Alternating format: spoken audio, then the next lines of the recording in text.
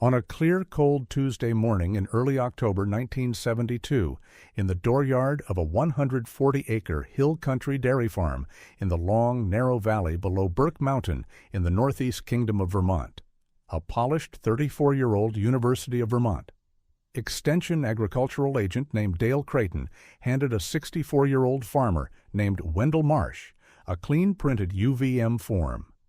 Smiled the small, kindly smile of a state college man dealing with an older farmer, and offered him $40 in scrap credit, free of charge, to haul away the rusty old 1934 Cletrac crawler that had stood in Wendell's upper hayfield since the spring of 1934. Wendell Marsh took the form in his square, work-hardened hand. He read it slowly. He read it twice. He did not say anything.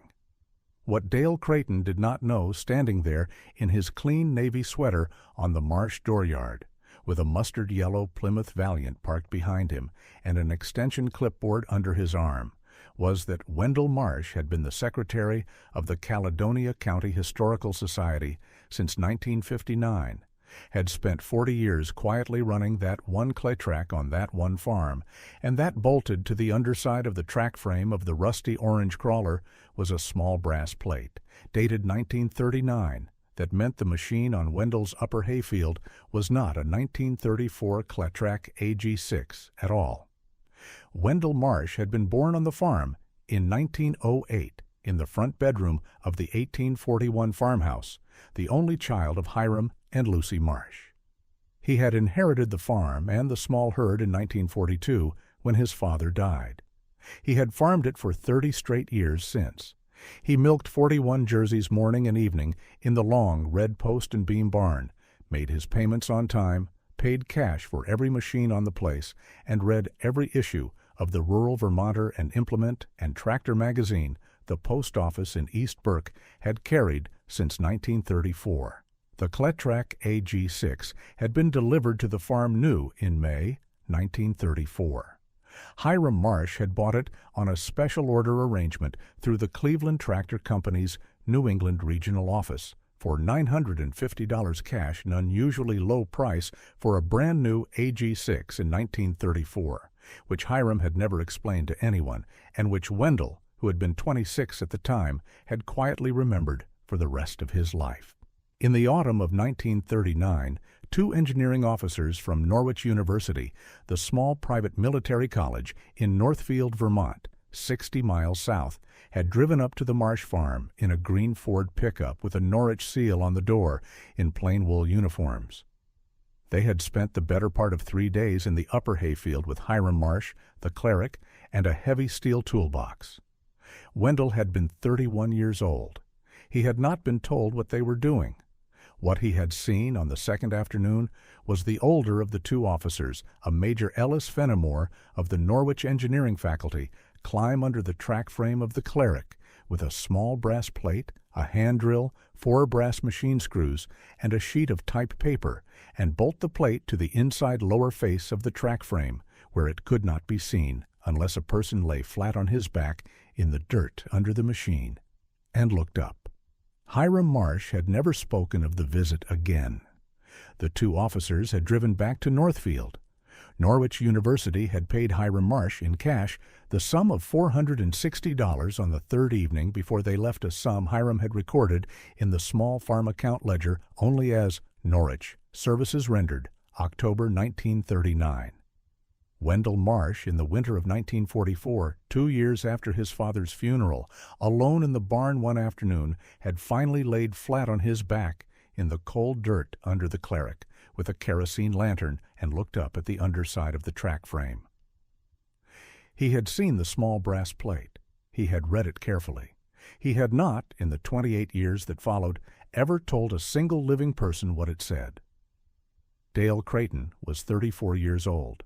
He had graduated from the UVM College of Agriculture in 1960, worked 7 years for the U.S. Department of Agriculture in Washington, and come back to Vermont in 1968 as a regional extension agent for the Northeast Kingdom, covering Caledonia, Essex, and Orleans counties. He drove the mustard-yellow Plymouth Valiant. He carried a clipboard. He had quotas.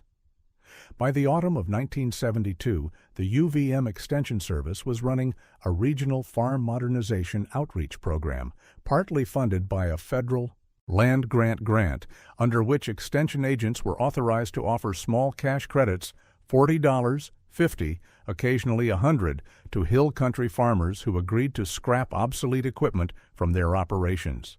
The federal program counted, on its annual report, every piece of pre-war machinery hauled off a Vermont farm as a successful modernization unit.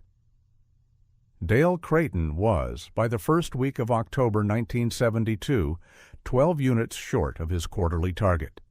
He had driven up the Marsh Farm Road that Tuesday morning on the strength of a tip from a county equipment dealer in St. Johnsbury, who had mentioned, over coffee, that the old Marsh place has a cleric sitting up there from before the war. The old man still runs it. You ought to go see if he'll let it go. Dale Crayton had driven the 18 miles up to the farm without an appointment. He had knocked on the kitchen door at 9:20. Wendell Marsh had let him in, offered him coffee, listened to him for the better part of 20 minutes, and walked him out to the upper hayfield to look at the Cletrac. Dale Crayton, standing in his clean loafers in the stubble of the upper hayfield, had walked twice around the rusty orange crawler. He had not gotten down on the ground beside it. He had not knelt. He had not, in the 20 minutes he spent looking at the Cletrac, lowered himself below the level of his own waist. He had stood, written on his clipboard, smiled the kindly smile, and said, "Mr. Marsh, that is a worthless antique. The UVM Extension Service will haul it away for you at no charge, and we can pay you a $40 scrap credit on the spot. Sign right here." Wendell Marsh took the form. He read it twice. He looked up the upper hayfield, past the Cletrac, to the lower shoulder of Burke Mountain in the autumn haze. He looked back at Dale Crayton. He said mildly, "Mr. Crayton, may I ask you one question?" Dale Crayton said, "Of course." Wendell said, "Have you, in the time you have been looking at my Cletrac this morning, looked under the track frame?" Dale Crayton said, "I beg your pardon, Mr. Marsh?" Wendell said, "Have you laid down on the ground beside the machine and looked up at the underside of the track frame with your own two eyes?" Dale Crayton smiled the small, condescending smile of a young state college man being asked a question he believed he did not need to answer. He said, "Mr. Marsh, I have looked at over 100 pre-war farm crawlers in this region in the last 4 years. I do not need to lie down in the dirt to evaluate one. The machine is obsolete. Will you sign the form?" Wendell Marsh folded the form exactly once along its existing crease. He handed it back to Dale Crayton. He said in his quiet Vermont Hill voice, "Mr. Crayton, before you carry that clipboard back to your supervisor at UVM, you're going to lay down on the ground beside my Cletrac. You are going to look up at the underside of the track frame. You are going to read out loud to me the brass plate that is bolted there, and then we are going to go back to the kitchen and have another cup of coffee. After that, I will tell you whether I am signing your form." Dale Crayton looked at Wendell Marsh for a long count. Then he did the one thing he had not, in 4 years of extension work in the Northeast Kingdom, ever done in a hayfield in his clean khaki slacks. He lay down on his back in the cold October stubble beside the rusty Cletrac. He slid himself under the track frame. He took from his shirt pocket a small chrome penlight. He turned it on, and he looked up. The small brass plate was bolted exactly where Wendell Marsh had told him, to the inside lower face of the track frame. The brass had been kept clean and lightly oiled by Wendell for 28 straight years. The plate read, in machine-stamped capital letters, Norwich University Department of Military Engineering Experimental Undercarriage Trial. TB 7/1939, Reduced Pressure Track, Grouser Assembly on loan from Cletrac Corporation, returned to Northfield, Vermont. Dr. E. Fenimore. Dale Crayton read it twice. He read it a third time. The chrome penlight in his hand did not waver, but his throat did. He understood with the slow, cold understanding of a man who has just realized exactly what he is looking at, that the rusty old orange crawler in Wendell Marsh's upper hayfield was not a 1934 Cletrac AG-6 at all. It was a Cletrac AG-6 that had been quietly modified by the engineering faculty of Norwich University in the autumn of 1939 as a private military engineering test bed, a one-of-one prototype undercarriage for a reduced ground pressure track grouser system that had, by the historical record, never gone into production, never been published, and had been listed in every Norwich engineering archive Dale Crayton had ever heard of as lost during the wartime evacuation of 1942. It had not been lost. It had been in Hiram Marsh's upper hayfield on a working farm, milking cows' worth of hayfield work for 33 years. Dale Crayton slid out from under the Cletrac. He stood up in the stubble. He brushed the cold Vermont dirt off the back of his clean khaki slacks.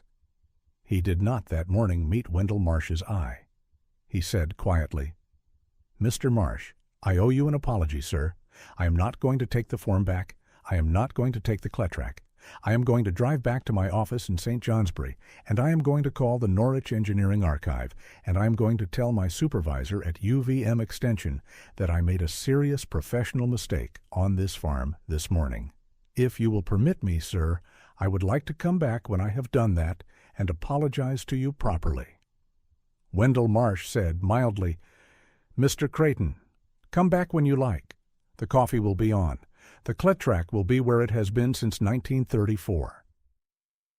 Dale Crayton drove the 18 miles back to his office in St. Johnsbury, telephoned the Norwich University Engineering Archive in Northfield that afternoon, and spoke for the better part of an hour with the assistant archivist who, when Dale Crayton read her the wording of the brass plate over the telephone, was quiet for a count of 3 and then said, "Mr. Crayton, do not move that machine. Do not move it 1 foot. I am going to call the Dean of Engineering tonight." By the Saturday morning of that same week, the Dean of Engineering at Norwich University, a 58-year-old man named Robert Aldrich, was sitting at Wendell Marsh's kitchen table in the 1841 farmhouse, drinking Wendell's coffee with the assistant archivist beside him and with Dale Crayton, in clean khaki slacks but no condescending smile, in the third chair. Robert Aldrich had read, on the drive up, the full 1939 Norwich Department of Military Engineering file on experimental undercarriage trial, TB7. He had brought, in a leather briefcase, a clean offer letter from Norwich University.